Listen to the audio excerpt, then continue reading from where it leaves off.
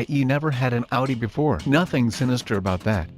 Just that other people here got up earlier, which says something about the fundamental desirability of the marque in all its guises. However, when the idea of being the de facto owner of the Audi S5 Cabriolet came up, I have to confess I was excited. Of course, I already knew drop-top S5s were handsome, sporty and powerful, but this recently revised, slightly larger model combination of an all-new 349 bhp 3.0-liter turbo petrol V6, a nice, controllable 8-speed ZF paddle shift auto, and Audi latest infotainment system was enticing, to say the least. The arrival of decent summer weather at about the same time as our car was a bonus. Choosing the car spec was as challenging as ever for someone configuring a 0,000 Audi. Any S5 comes well equipped, but we paused before we chose the handsome and rich Navarro blue as the exterior color too dark for the summer, and the grey quilted leather interior too urban for this country dweller. But good decisions. As it turns out, the 200 Quattro system with sports differential chose itself,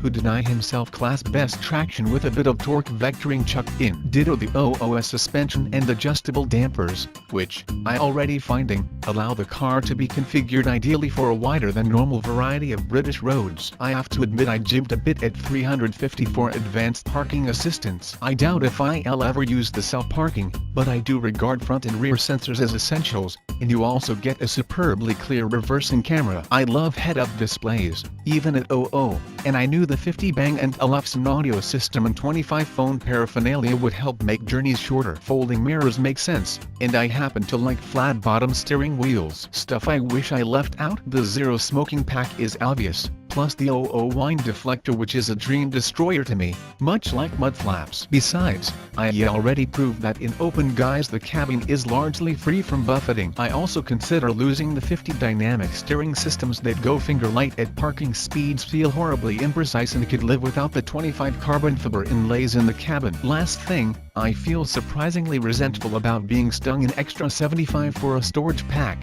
especially when you look at what it comprises: nets on the front seat backrests, a compartment under the front seats, a lockable glove box and a cup holder in the rear center armrest. Surely, in a car costing $1,835 basic and 0,880 with options, this can be taken for granted, can it? I know in today PCP deals such things hardly make a quid a month difference, but at the principle and the driving, I put 4,000 miles under this car wheels in 4 weeks. In the AutoCar environment, cars that accumulate big miles tend to offer the best combination of good times and ease of use, and the S5 Cabriolet delivers on both counts. I have to admit, I paused over our test team quite brilliant verdict on a new spec S5 Coupé, but their verdict was delivered against a background of harder-edged Mercedes AMG and BMW tarmac chompers, whereas this car is definitely a cruiser.